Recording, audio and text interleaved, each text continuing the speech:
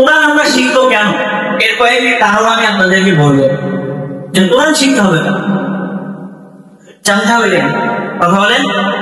যে আমরা কোরআন শিখবো, শিখতেছি এরও কারণ আছে, শিখতে হবে এরও কারণ আছে। তো প্রথম কারণ হলো, আমি পয়েন্টে চলে যাচ্ছি, যে কোরআন শেখার কারণ শিখতে হবে তার কারণ কি। তার প্রথম কারণ হলো যে এটা আমাদের জন্য অবৈধার্য, এটা আমাদের জন্য খরচ করে দেওয়া হয়েছে। কি করা হয়েছে? সবাই একটু জোরে বলে, মানে একদম আবশ্যক, শিক্ষাই হবে। প্রত্যেকটা মুসলমান মন এদেরকে কোরআন শিখতেই হবে বাধ্যতামূলক। এটা হলো কোরআন শিক্ষার প্রথম একটা পয়েন্ট। আপনি শিখবেন আগে, এটা শিখতে হবে এই কারণে যে এটা আল্লাহ রাব্বুল আলামিন আমাদের জন্য কি করছেন?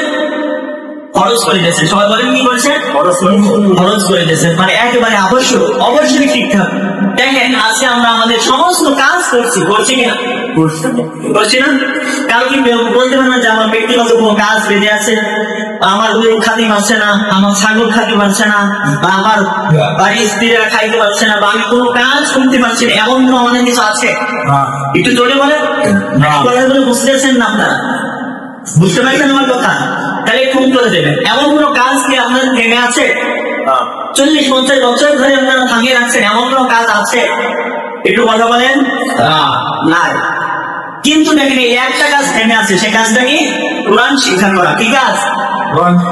এটা আমাদের কারো বছর 50 বছর হয়ে গেছে, কারো 60 বছর হয়ে গেছে, কারো 30 বছর হয়ে গেছে, কারো 20 বছর হয়ে গেছে। সমস্ত কাজ আমাদের হচ্ছে, কিন্তু শুধু এই আল্লাহ অপরিহার্য করে দিয়েছে, আল্লাহ খরচ করে দিয়েছে কোরআন দেওয়া করা, কোরআন পড়া, দিনের শিক্ষা করা, শুধু আমরা সেই কাজটা থেকে দূরে আছি। আছি কেন কথা বলেন? একটু জোরে কথা বলেন। আছি, আমরা সবাই কোরআন থেকে দূরে আছি। সমস্ত কাজ আমাদের হয়ে যাচ্ছে, আমরা আমাদের নিজেদের স্বার্থ পোষাই নিচ্ছি, আমাদের নিজেদের যে কাজগুলো আছে সেগুলো আমরা পোষাই নিচ্ছি, অথচ যে আল্লাহ আমাদের জন্য খরচ করে দিয়েছে সেই কাজটা আমরা করতে পারছি। কথা বলে না, পাচ্ছি না।